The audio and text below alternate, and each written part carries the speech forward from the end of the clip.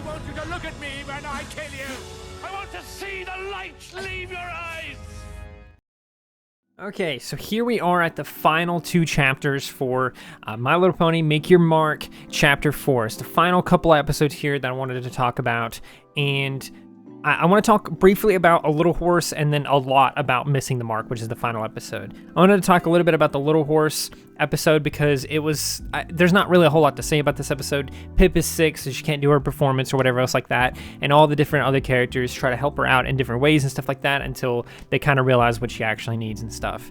And at the end, she's all better and stuff like that. This episode is very much a filler. It felt really weird doing all of these like story beats and stuff like that, and then just come into this episode for a very brief amount of time, even because it's just one episode, and then just immediately going back to story and stuff like that and wrapping up the story in the next episode. It was super weird, and yeah, it's basically just filler. The only thing there that I would say is important in any way is for the fact that Zip invites Misty over and they kind of talk about what she knows so far. It literally seems that this episode is here just to tell the audience that Zip has already figured everything out, other than the fact that Misty is working for Opaline, right? And obviously Opaline's name.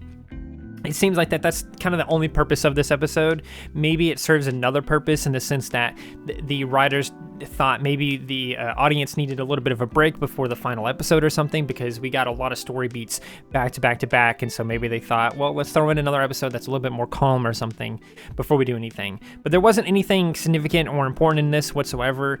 We didn't learn anything new. Nothing important happened. Overall, it's an okay episode, but because it's ignoring the story almost entirely, it ignores the story so much that when Misty showed up, I was taken aback. I was like, oh, what the fuck? What is she doing here? Because it just kind of came out of nowhere. They just started throwing story in there out of nowhere, and it was very wacky.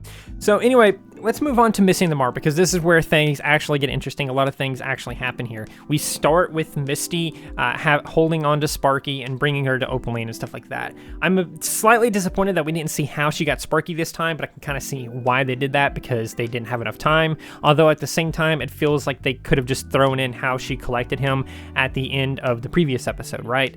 But they just didn't do that. They just decided not to show us at all, even though she's tried so many times. We didn't get to see the one time she succeeded. Again, a little bit disappointing, but that's not anything too bad or nothing. Anyway, they get there, and what I found super interesting, I literally didn't see this until I rewatched it to make some notes and stuff like that.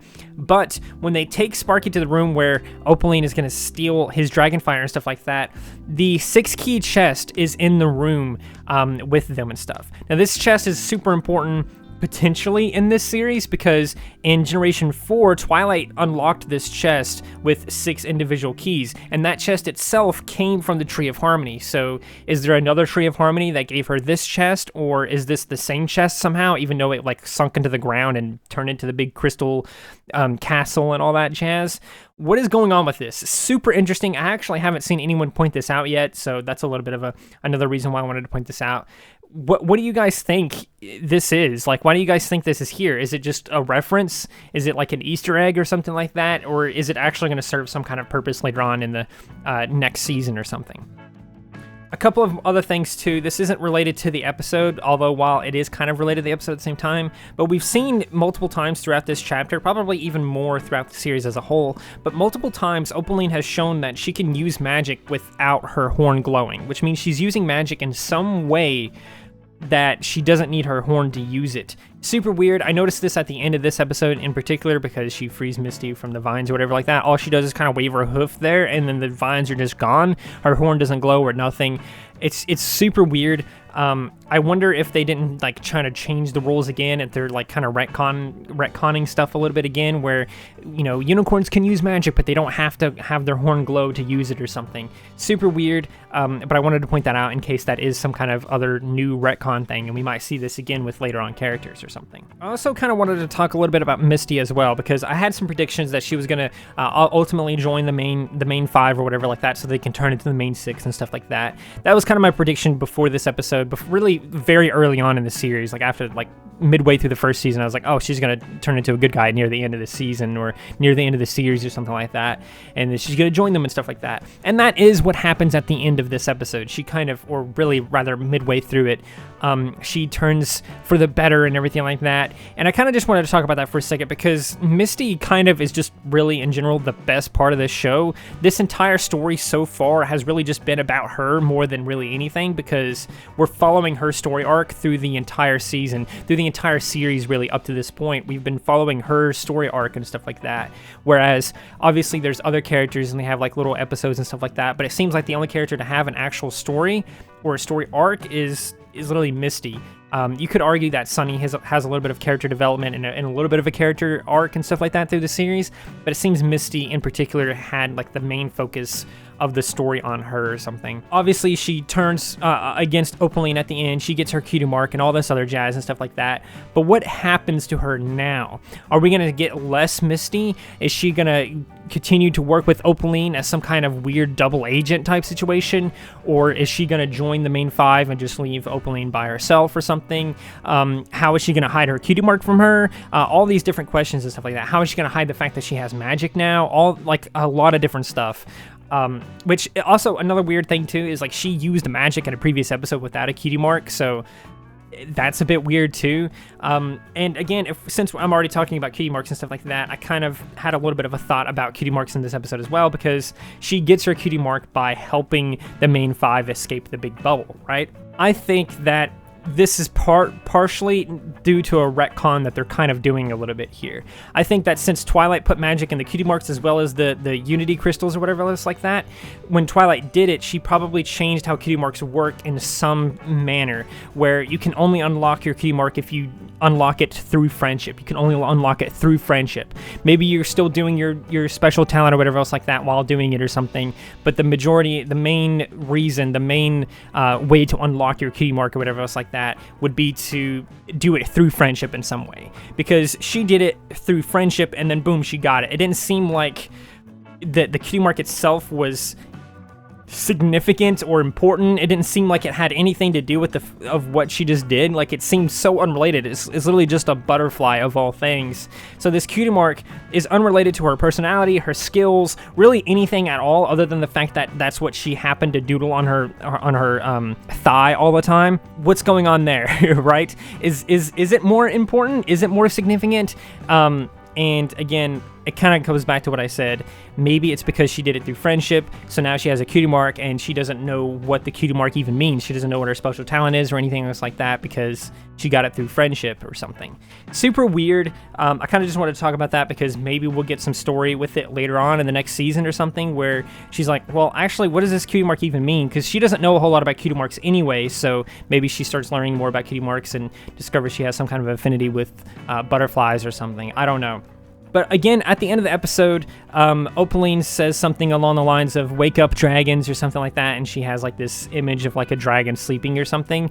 But it seems to imply that the dragons themselves are hibernating, and that's why people thought they were extinct for 1,000 years or something like that, because maybe they were just hibernating, and Sparky just got or he just got I don't know, something happened to him, okay, and he ended up on the beach and they found him or whatever and raised him and then he hatched or whatever, right? Because he wasn't born yet, so he couldn't have been participating in the hibernation, right? So that makes sense to me. But perhaps that is what's happening. Perhaps they are hibernating, and now that she's got the dragon fire, maybe she's going to go and wake them up or something, or maybe the hibernation is about to end or something and she knows that. I don't know, super weird. Maybe because she took that crystal thing, that weird rock thing that she used to steal Sparky's magic, maybe that was keeping them asleep somehow, and this is now going to wake them up now that she's taken it and absorbed all the magic out of it or something. A lot of questions there that I guess we'll have to wait a little while to see and everything. Another thing that I wanted to talk about too is, again, with the cutie marks, Opaline really drives hard the fact that she's going to give Misty a cutie mark. Like, Opaline, she says it so many times. You're about to get your cutie mark. You're about to get your cutie mark. As soon as I get all this fire, you're gonna get your cutie mark. She says it so many times that it seems like she's actually not lying this time. Like, it feels like she's actually not lying this time because she says it so many times. Like, you're about to get it. I promise, you're about to get it. Like, it's weird because if she was planning on like swapping it out and be like, oh no, never mind, you're not getting your cutie mark now because of some random excuse, then like why promise it back to back to back to back right there at the last few moments? Because it feels very unnecessary. Maybe say it once or something, but she says it so many times in this episode, you're about to get your cutie mark, and maybe they wrote it that way so that they can kind of be like, haha, yeah, she did get her cutie mark, but not because of you, Opaline, or something like that. Maybe that's kind of like a haha moment or something. But it kind of, the way she says it is like she's not lying. She says it in a way that she's not lying this time, and maybe she's not. Maybe she can give her a cutie mark in some way, and that makes me wonder if maybe she can do it. And if so, how can she do it? Does she have like a cutie mark in store somewhere, like how Starlight did? She stole them and put them in jars and put them in the wall or whatever. Maybe she has one of those in a wall somewhere that she's planning on giving her or something. Maybe she took her cutie mark a long time ago when she was younger or something, and she doesn't remember, and she just re-earned it somehow or something. I don't fucking know. Just random theories there. But yeah, these are a lot of like random thoughts here, just kind of all piled together, and I don't really have much else to say about it. But yeah, let me know what you guys think of this finale and stuff like that. I kind of want to collect my thoughts a little bit better before I talk about this series as a whole up to this point. But let me know what you guys think about all these things I mentioned, some of the ideas that I suggested here, theories and stuff like that. And yeah, please do consider liking, subscribing, sharing, and doing all those wonderful things like that, because when you do wonderful things like that, not only do you get access to wonderful content such as this, but you also get to become wonderful yourself, and I think we all want that. So do those wonderful things, and until next time, stay wonderful.